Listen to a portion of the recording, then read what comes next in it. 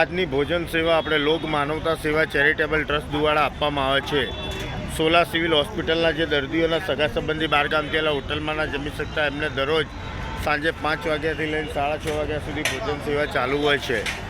તારીખ 24/3/2025 આજના દાતાશ્રી આપણા રૂપલબેન ફાઉન્ડેશન મણિનગર એમના દ્વારા આજે જમણવાર આપવામાં આવે છે સોલા સિવિલ હોસ્પિટલ નિમિત્તે।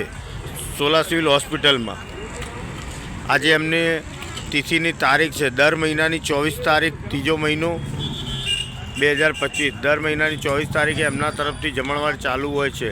લોક માનવતા સેવા ચેરિટેબલ ટ્રસ્ટ સરખેજ અમદાવાદ। રોજ 100 થી 150 માણસ જમતા હોય છે।